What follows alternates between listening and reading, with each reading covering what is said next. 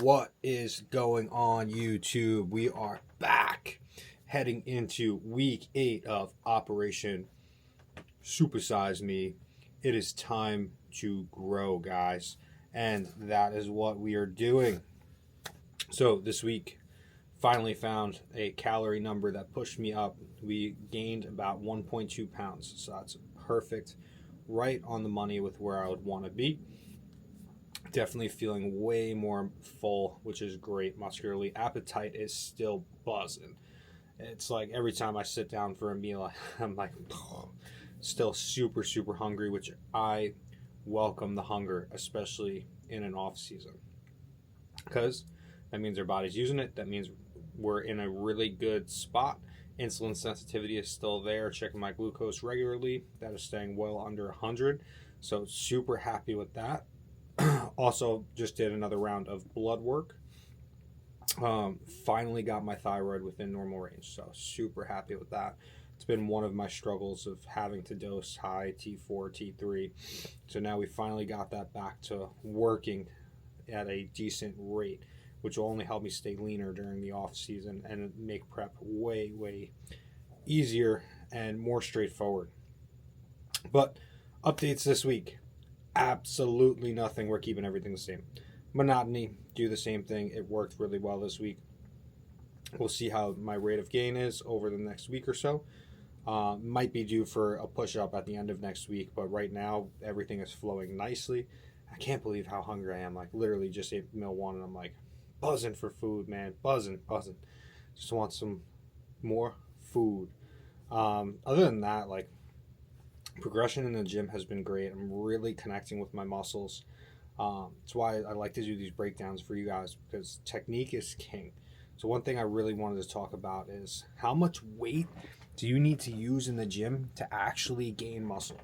It's probably less than you're using, because so many people just focus on moving the weight from point A to point B. And that's not what bodybuilding is about. Bodybuilding is about driving more and more tension into the target muscle. Write that down. Drive more tension into the target muscle. That is how you are going to grow. Eat, sleep, recover, grow. It is not just about moving the weight from point A to point B. We need to provide more stimulus each week to the target muscle. So if you're taking big jumps in progression every single week, I highly doubt that you're keeping your execution the same. You are most likely just changing something that is allowing you to move more load. It is not staying in the target muscle the same way. I guarantee if you film your sets and you really understood how to break it down, you will see difference every single week when you're making those big jumps. So stay accurate, stay intense, train close to failure. It's all you need to do. Do not try to progress your logbook way too quickly, because that'll have you come to a point where you need to reset very quickly. That is also one thing that I do like to do, is when I start to feel like my technique, my form is starting to stray away from the target muscle a little bit, I will pull back for a week and reset that, just to make sure that we are driving the tension where that we want it. You will get more out of doing that versus you don't linearly just get stronger. It just doesn't happen. If you did this session and then 8 days later you do this session again, how much stronger do you think you really got in those 8 days? So if you're keeping everything standardized, that's why I'm big on standardizing execution. That is how you see true progression. And what does true progression lead to? It leads to muscle gain. So how much weight do you really need? It is way less than you probably are using.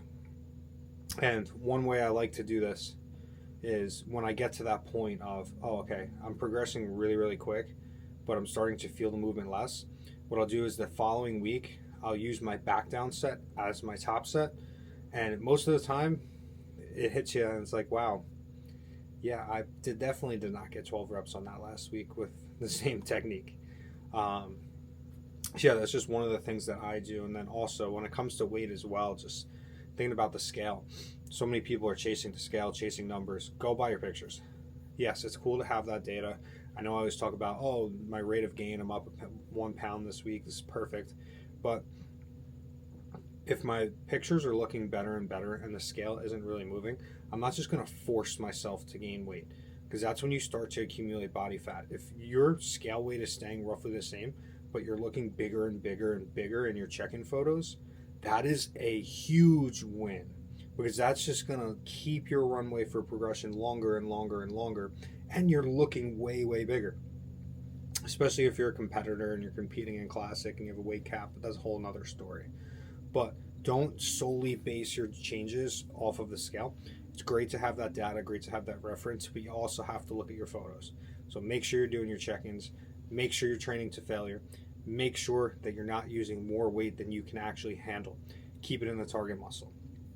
So today we got our push day. I'm going to film this for you guys. I'm actually probably going to be pulling back some weight on some of the exercises just because I really want my upper chest to grow, and that is probably the hardest thing for me to connect with is chest. So you guys will see that I do there. I'll do a voiceover, I'll explain that whole thing, but we got my incline Smith today. I love the incline Smith. Might actually swap that out because I love it a little bit too much and I'm very tied. That is the one exercise for chest that I feel like I have an ego with, so we'll see if we can control that today. But with that, guys, I'm sipping on my electrolytes right now. Gonna have another meal shortly, get my second coffee of the day in, and then I will see you guys on the way to the Mecca.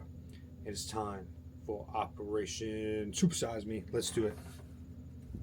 Alrighty, guys, so it is the best time of the day. It is training time. We are heading over to the gym. So little tip for you guys, make sure that you take at least a few minute transition period before switching any task that you're doing.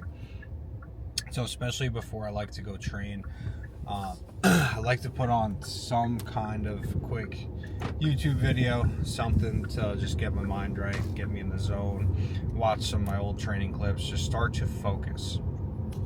So now we got about a 30-minute drive over to the gym, training over at the Mecca as always. It's going to be a great session today. I'm feeling really, really good. Body feels good. No complaints, man. It's a beautiful day. Not too hot. So this is going to be a perfect training session. And I can't wait to get after it and show you guys what we're doing today. So just the main thing, man, like you got to take that transition period. If you just jump task to task, your mind is never really in anything. So give yourself at least a 5-minute window to just decompress, mentally wrap up what you were doing, and then now start to focus on what you are going to be doing. So for me, training is most important. So I take a little bit of extra time just to disconnect, and then now it is time to start to dial it in. So I will listen to a little bit of music on the way over, just so I can, again, just mentally decompress from everything, because the rest of the day, thinking about doing stuff, actually doing stuff, it's like multitasking is BS. You cannot multitask. How you do anything is how you do everything. Write that down. So make sure you're putting your full mind, your full energy, your full effort into your training. And that is what we're doing today. So as always, guys, I'm going to go sip on my pump from Core Nutritionals, Pump Black. It is fantastic. Check them out. You can use my code JOHN10. That's JON10. And we got no strip on today.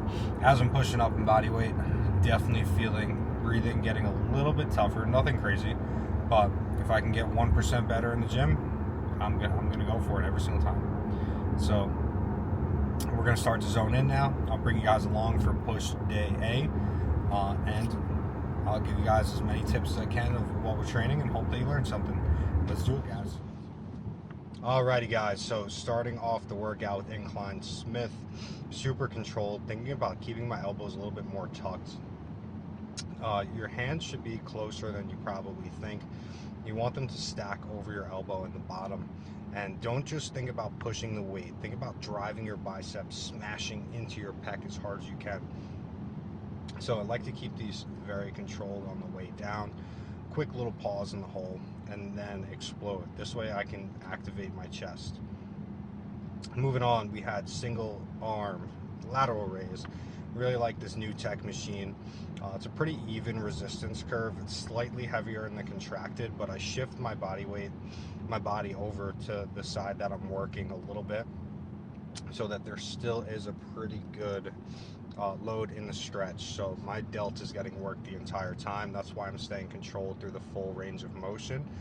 Good hard squeeze. So I think about pushing my shoulder down through the floor and dragging the weight out, not just pulling the weight up. So you want to think shoulder down and then drive out, touch the wall next to you.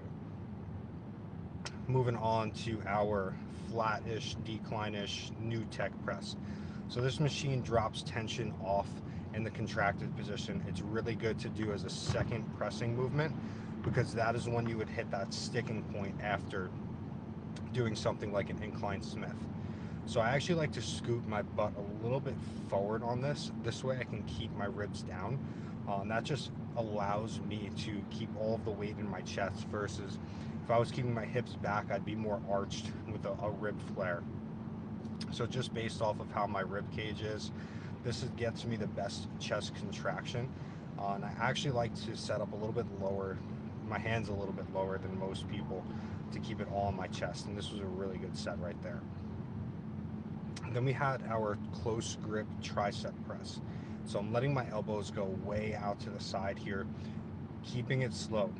People get elbow pain on movements like this because they just ping pong out of the top and the bottom. If you control these, I promise you, just feel the tension in the muscle and don't just beat up your joints. You will feel these in your triceps like crazy. These felt really, really good for me today. Really on point.